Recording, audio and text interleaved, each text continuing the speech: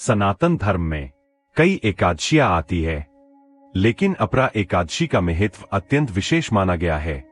कहा जाता है, जो व्यक्ति श्रद्धा से यह व्रत करता है, उसे पापों से मुक्ति और सुख शांति की प्राप्ति होती है। ज्येष्ठ मास के कृष्ण पक्ष में आने वाली यह एकादशी भगवान विष्णु को अत्यंत प्रिय है। शास्त्रों के अनुसार इस व्रत का पुण्य तीर्थ स्नान और दान के समान फल देता है। व्रत के दिन सुबह स्नान करके भगवान विष्णु की पूजा करनी चाहिए। उन्हें तुलसी दल, पीले फूल और भोग अर्पित करें। इसके बाद ओम नमो भगवते वासुदेवाय मंत्र का जाप करें।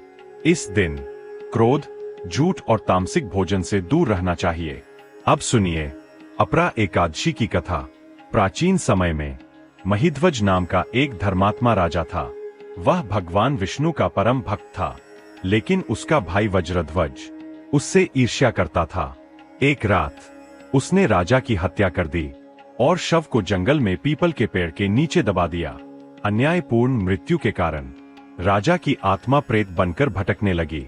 कुछ समय बाद एक महान ऋषि उस जंगल में पहुंचे।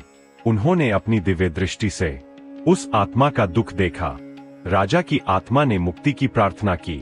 तब ऋषि ने अपरा एकादशी का व्रत किया और उसका पुण्य उस आत्मा को अर्पित कर दिया। व्रत के प्रभाव से राजा महिध्वज प्रेत योनि से मुक्त हो गया और विष्णु धाम को प्राप्त हुआ।